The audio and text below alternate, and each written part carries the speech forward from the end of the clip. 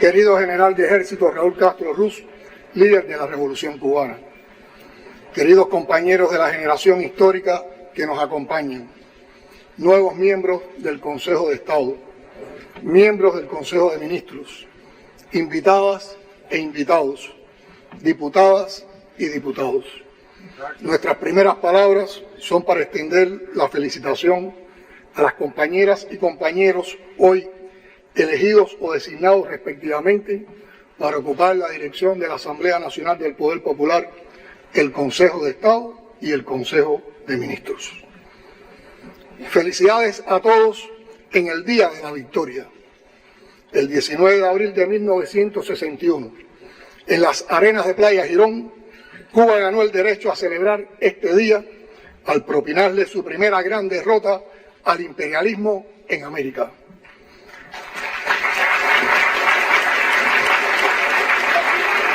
¡Viva! Se trata del triunfo de lo justo sobre lo injusto, del pequeño David frente al gigante Goliat, de una revolución socialista frente a las narices de un imperio, tal como la definió Fidel en 23 y 12, en la despedida de duelo por las víctimas del bombardeo a los aeropuertos de Ciudad Libertad, Santiago de Cuba y San Antonio de los Baños, en el preludio de la invasión. Es tan épica esa victoria que 62 años después los derrotados no han podido perdonarnos. Y es gracias a esa victoria que hoy instalamos por 10ª vez la Asamblea del Pueblo.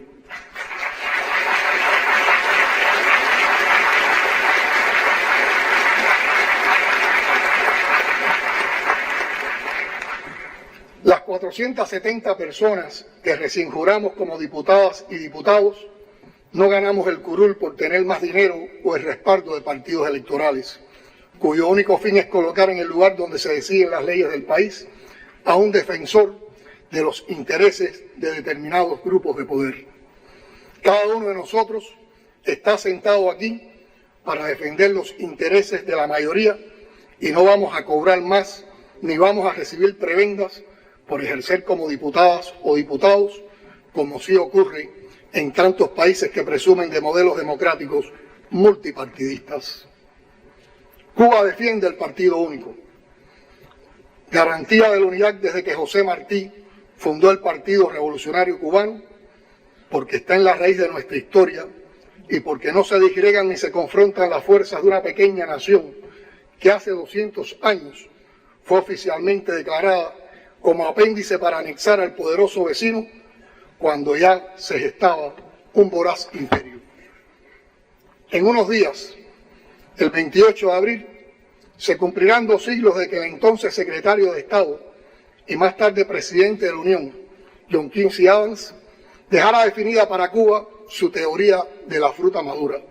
Y cito: hay leyes de gravitación política como las hay de gravitación física. Y así como una fruta separada de su árbol por la fuerza del viento no puede, aunque quiera, dejar de caer en el suelo, así Cuba, una vez separada de España y rota la conexión artificial que la liga con ella, es incapaz de sostenerse por sí sola. Tiene que gravitar necesariamente hacia la Unión Norteamericana y hacia ella exclusivamente, mientras que a la Unión misma, en virtud de la propia ley, le será imposible dejar de admitirla en su seno. Fin de la cita. Desde aquel anuncio de abril hasta la promulgación de la doctrina Monroe en diciembre de 1823, transcurrieron meses. Pero desde entonces hasta los días que corren, durante 200 años, la política del vecino poderoso ha sido una sola, aunque se alternen 2 partidos en el poder. Para Cuba al menos es muy difícil distinguirlos, mientras, por ejemplo, prácticamente todas las medidas aplicadas por el republicano Donald Trump para reforzar el bloqueo las mantenga su adversario político, el demócrata Joe Biden. Remember Girón, advertían nuestros padres ante cada nueva amenaza de invasión que hubo después de 1961. La consigna permanece viva en el imaginario popular porque la actitud mercenaria también lo está. Sin Nicaragua y sin Somoza, ahora los invasores estrenan en los Everglades y amenazan desde sus cuevas en las redes sociales. El poderoso vecino sigue siendo generoso con los prestados, entre comillas, para destruir a la revolución, y cada año destina decenas de millones de dólares a quienes ofrecen para subvertir el orden interno en Cuba, ya sea de modo presencial o vía internet. Ni un solo día en estos años hemos dejado de sentir los golpes de esa guerra no declarada contra la economía y la sociedad, contra la vida cotidiana y los sueños de progresos de toda una nación. Así como recordamos Girón, recordaremos siempre la crueldad del bloqueo reforzado en condiciones de pandemia, la infame inclusión de Cuba en una lista de supuestos patrocinadores del terrorismo para sitiar todas las vías financieras, el oxígeno que se negaron a darnos mientras estimulaban rebeliones callejeras, de algún modo nos los negaban ya al cerrar cada posibilidad de comercio o financiamiento. De todas esas batallas va saliendo vencedor el pueblo, y no tengo ninguna duda de que, como en Girón, seguiremos venciendo.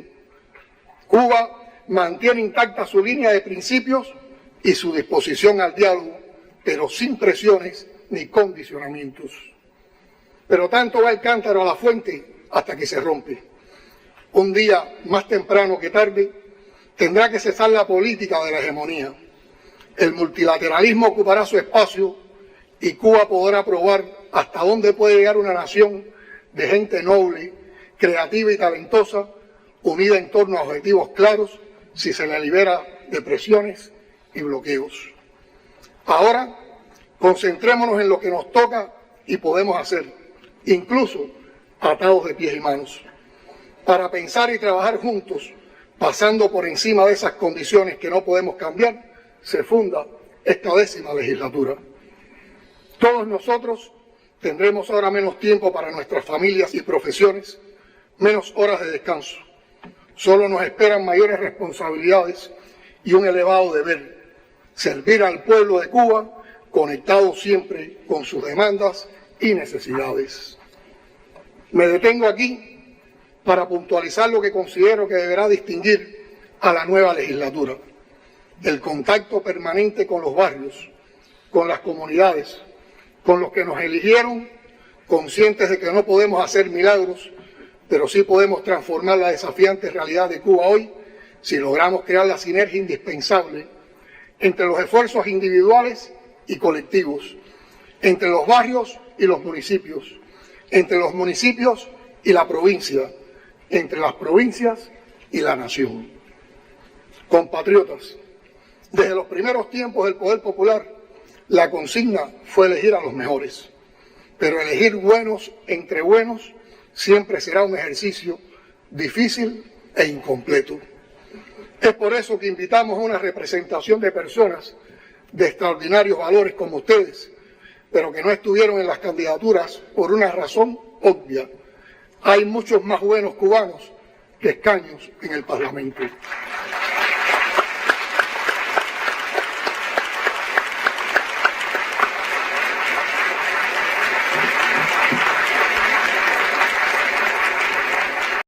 Aquí están invitados rescatistas del Saratoga y de supertanqueros.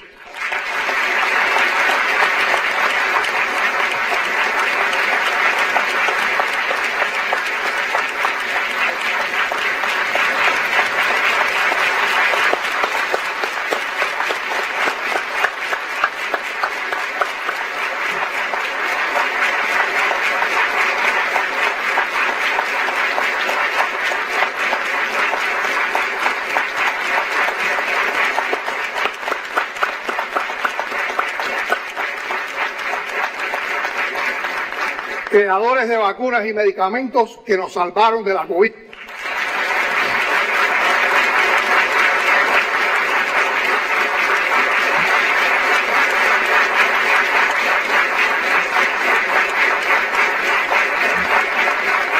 Innovadores e investigadores que han participado en la creación de ventiladores pulmonares.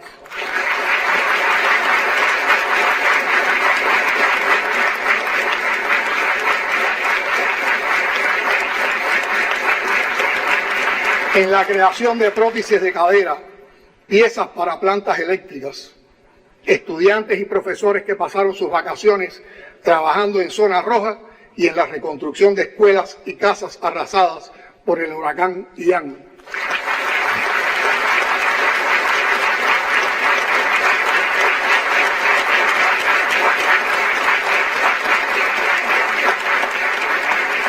Está Alexis Leiva Machado Cacho, con su mítica brigada Marta Machado, que levantó una escuela nueva y varias casas en el lugar más devastado por donde entró el ciclón y que continúa trabajando en esa comunidad en varios proyectos.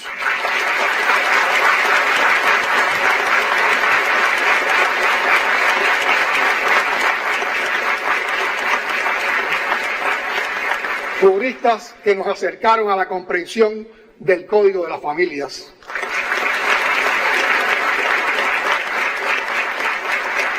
Líderes de proyectos comunitarios, delegados de base que desarrollan un buen papel como Paquito de Cuba.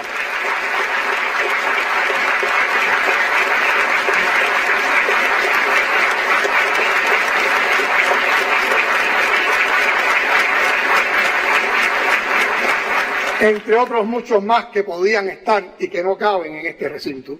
Por eso,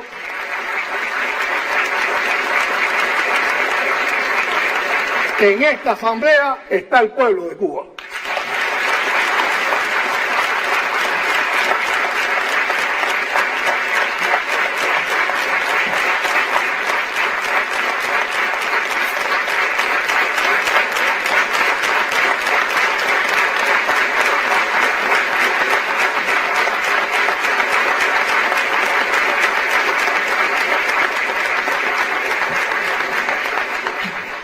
Difícilmente olvidaremos aquellos días inciertos en que apenas dormimos y al despertar la primera mirada iba directo a las cifras de la COVID-19.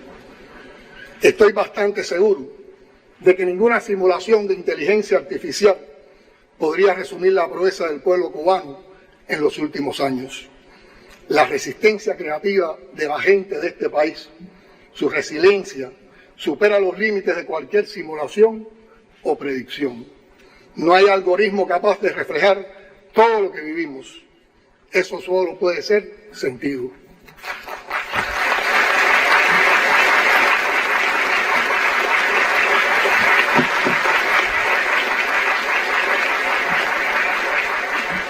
Cuba es un sentimiento y es una fuerza capaz de enfrentar y vencer los peores vendavales. La economía mundial, incierta e inestable en todas las latitudes, plantea el primer y mayor desafío para el nuevo Consejo de Ministros, que debe contar con el acompañamiento fundamental de todos para enfrentar obstáculos y resolver ineficiencias. En lo inmediato, la dirección principal debe centrarse en la producción de alimentos, el aprovechamiento de las capacidades productivas ociosas, el incremento de los ingresos en divisas, las transformaciones que requiere la empresa estatal socialista, la eficiencia del proceso inversionista, la complementariedad de los actores económicos y la participación de la inversión extranjera. Todo ello en función de incrementar la oferta de bienes y servicios y controlar la inflación, lo que se constituye en la principal prioridad de trabajo en la batalla económica. Hay que asumir ese gigantesco desafío sin desalientos. Con el recrudecimiento del bloqueo, la crisis mundial y nuestras incapacidades, la situación económica y social del país se ha complejizado mucho y los sueños, planes y proyectos a los que nunca renunciaremos se ralentizan. A veces parece que nunca serán posibles, pero si repasamos la dinámica de los últimos 5 años, comprobaremos que bajo las peores circunstancias y las más criminales presiones, nos convertimos en uno de los pocos países que se salvó a sí mismo de la pandemia con sus propios esfuerzos y talento. Cuando me preguntan de dónde saco el optimismo para enfrentar tantos problemas, yo pienso en esas proezas. En eso y en cientos de soluciones y propuestas de soluciones que encuentro cada vez que veo personas que invierten inteligencia y energías en el afán de encontrar soluciones a los problemas de su entorno en lugar de llenarse de lamentos y acusaciones. Respeto profundamente el derecho de cada cual a expresar sus quejas, pero no puedo dejar de contrastar actitudes. La de los que critican del modo más efectivo, luchando, haciendo, mostrando o creando soluciones, y la de aquellos que solo ven los errores y las culpas de otros. Diputadas y diputados, en los últimos 6 meses se han realizado en el país 3 procesos de votación popular, todos en un contexto de aguda crisis y bajo el ataque de una campaña mediática orientada a imponer las matrices de un Estado fallido debido a un gobierno incapaz y a diseminar el odio. El verdadero enemigo de la nación cubana apuesta al estallido para apoderarse del país y devolverlo a la era neocolonial que ya sufrimos y conocemos. Ese enemigo vio en cada una de las votaciones recientes, el referendo del Código de las Familias, las elecciones para delegados y luego para diputados, un momento clave para el ataque a la legitimidad del gobierno y cifró sus esperanzas en la posibilidad de un alto abstencionismo. La prueba más fehaciente de que esa era la idea fueron los titulares del día siguiente.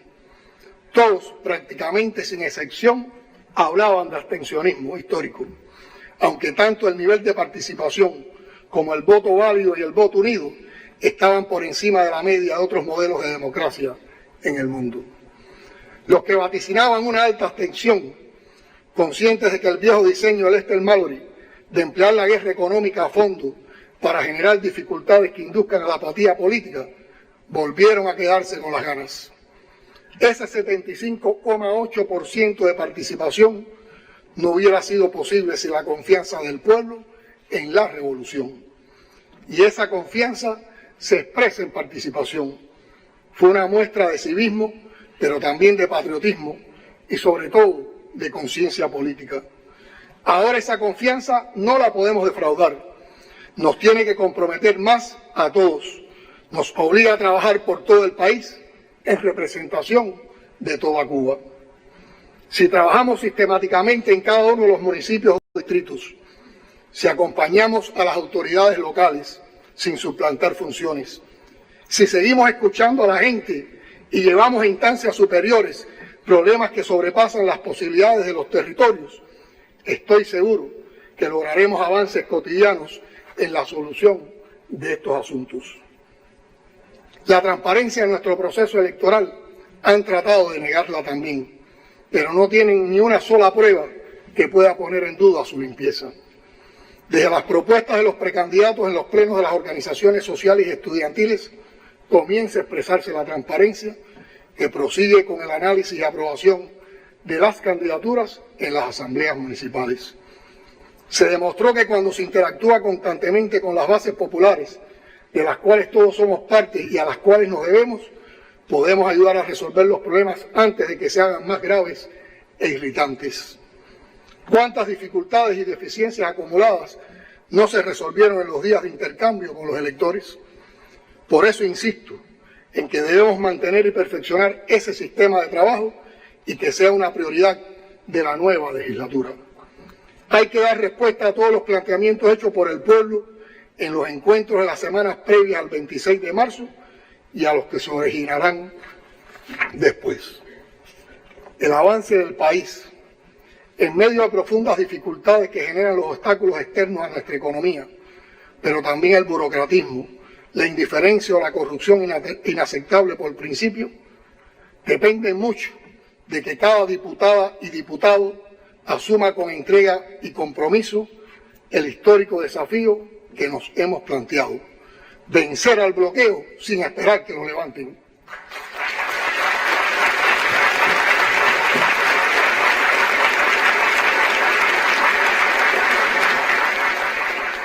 Compatriotas, me complace mucho ver en cuánto se ha rejuvenecido nuestro Parlamento. Quiero dar gracias a los jóvenes cubanos por la inspiración y el estímulo, pero también por la consagración y el ejemplo que fueron decisivos para hacer posible todo lo que hemos logrado, lo que hemos avanzado en medio del vendaval de muchas crisis, las que nos inducen cuando nos bloquean, la que nos llega porque sí, porque vivimos dentro de un mundo en crisis, y la que generamos nosotros mismos con nuestras insuficiencias. Los jóvenes cubanos están entre los que hacen este país, los que sostienen esta revolución y el sueño de lo que hacemos y haremos en el futuro. Como todo el pueblo cubano, sufren las necesidades económicas y sus terribles consecuencias. Pero son jóvenes también los que saltan por encima del bloqueo, de las carencias, los que hacen su día a día con ideas de futuro, dispuestos a hacer de Cuba un país mejor, desde dentro o desde afuera. La idea de que siempre será posible levantar un país mejor jamás puede abandonarse, menos en los tiempos difíciles o bajo el influjo de los mensajes desalentadores. Los cubanos hemos aprendido a no darnos por vencidos, porque no vemos en la dificultad un obstáculo, sino un desafío, y lo enfrentamos. Ese temple es característica de nuestra idiosincrasia.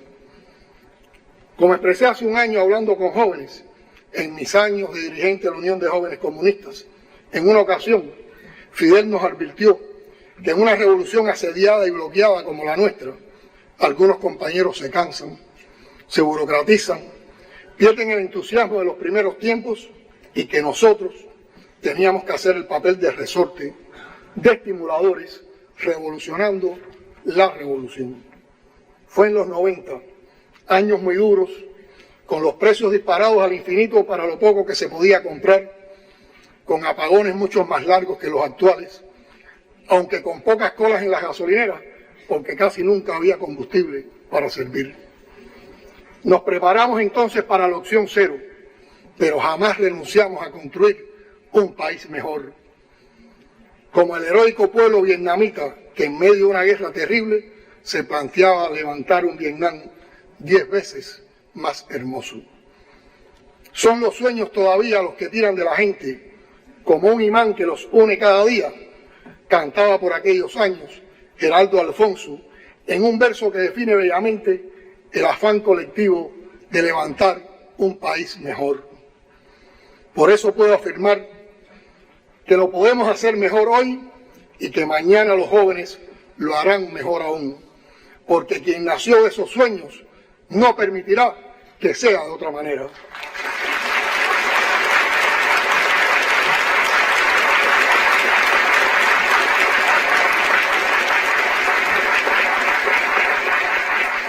Son los jóvenes de los mejores revolucionarios porque reconocen las dificultades diarias y se enfrentan a ellas y tratan de cambiarlas y lo logran muchas veces. Porque a pesar de la adversidad siguen sonriendo, amando y creyendo en la posibilidad de un país mejor, a pesar de que algunos los conviden a no participar, a destruir, a odiar. Entienden que para que un mundo mejor sea posible, hay que aceptar las diferencias del otro, ser inclusivos, abolir las discriminaciones de cualquier clase y comprender que la equidad es un valor de realización que merece cultivarse en cualquier sociedad. Lo demostraron defendiendo el Código de las Familias como algo propio y apoyando todas las batallas justas contra la exclusión y el acoso, porque son feministas, ambientalistas y antirracistas. Y renovaron la pasión por el béisbol nacional cuando se armó el Team Acere del Clásico sin dejar de seguir a sus equipos de fútbol y siguen bailando y disfrutando la mejor música cubana.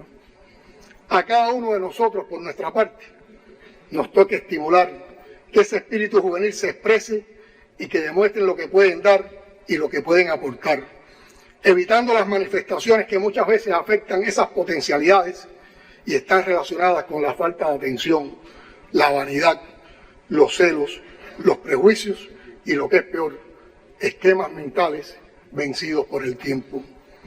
Hay que convencer, pero sobre todo, probarle a nuestros jóvenes que sí les será posible realizarse en su patria, que propongan ideas, proyectos y prueben en la práctica su eficacia en función de un país mejor. Las medidas que se aprueben no pueden morir por demoras injustificadas en su aplicación. La vida de cada persona no es eterna y el tiempo y las necesidades de todos taladran el espíritu de la nación. Por otro lado, no podemos ser parte de la politización de la inmigración cubana con la que trafica el enemigo. Debemos defender una relación con los emigrados cubanos que les deje claro que admiramos sus triunfos y que su patria los respeta, los mira orgullosos y los espera de regreso, aspirando simplemente a que respeten y defiendan el suelo que los vio nacer y los formó con amor.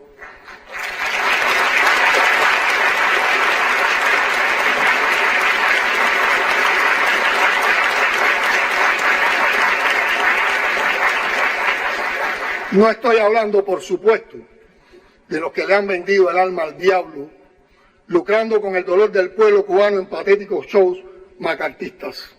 Hablo de esos que viviendo en cualquier lugar del mundo conservan el amor hacia su país de origen y los deseos de que progrese, a pesar de las montañas de obstáculos que les representa relacionarse con Cuba por diversidad de razones y sin razones. Los que aquí estamos resistiendo y construyendo, contamos con esos cubanos que no se avergüenzan de sus orígenes para ayudar a sostener la nación. El socialismo es lo más cercano que hay a la juventud porque no es una obra acabada. Se va haciendo todos los días y la energía y la ambición natural de los jóvenes son fundamentales en esta obra. Pero ¿por qué la revolución? ¿Por qué el socialismo? A veces lo vemos como el fin, la meta. La revolución es el medio. Es la vía de conquistar para todos el mayor grado de justicia social posible y también de felicidad. Eso no es posible lograrlo en otros sistemas, donde el bienestar se asocia a la opulencia, donde unos tienen muy pocos o no tienen prácticamente nada, porque otros se apropian de la mayor parte de la riqueza creada por los que menos tienen. El proyecto de país que nos hemos propuesto pretende encontrar una mejor sinergia, diferente a la de otros modelos, que conduzca a mayores niveles de equidad y de realización, tanto a nivel individual como colectivo, que tenga el sello de los valores que compartimos como sociedad y que además incorpore sostenibilidad y prosperidad. En un contexto tan adverso como el que nos ha tocado vivir, tal idea puede sonar muy ambiciosa, pero siempre es arduo cuando se emprende algo novedoso, más cuando se trata de construir un paradigma diferente de sociedad. Escasean los referentes para comparar, o los que sirven se ajustan en algún sentido, pero en otros carecen de compatibilidad por cuestiones culturales o axiológicas. Que sea difícil no nos puede conducir a pensar que es renunciable. De imposibles está lleno nuestra historia. Es una tradición superar retos. Mientras más y mayores sean, más ímpetu y ansiedad por superarlos. Tenemos que saber que podemos y que debemos lograrlo.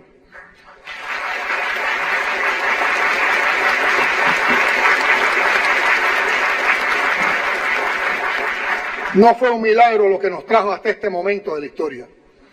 Fue una revolución que comenzó en 1868, peleando casi sin armas contra el imperio más poderoso de su época por obtener independencia, soberanía y el fin de la esclavitud.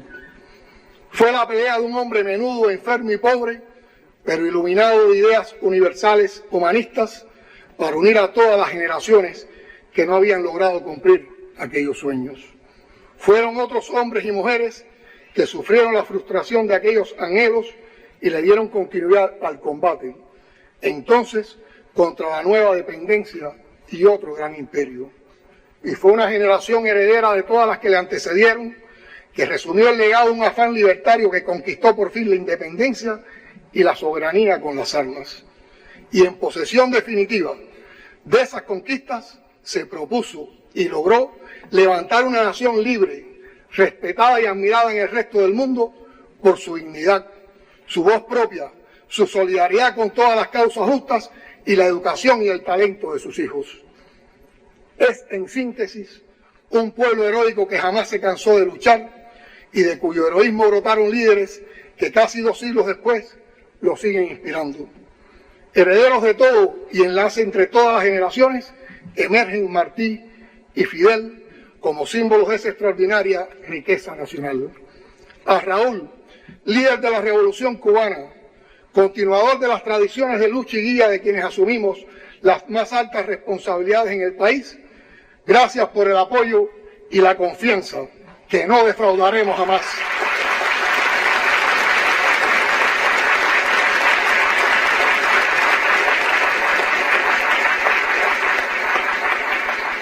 A Cuba, al pueblo cubano, nuestro reconocimiento por su valor, por su dignidad, por su fidelidad como principal protagonista de otro abril de victorias.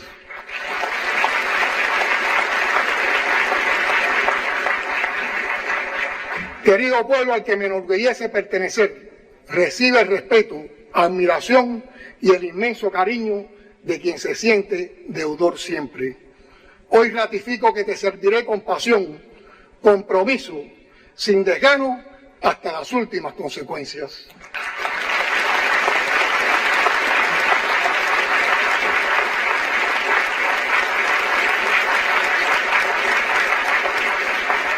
Compañeras y compañeros, ustedes lo han dicho.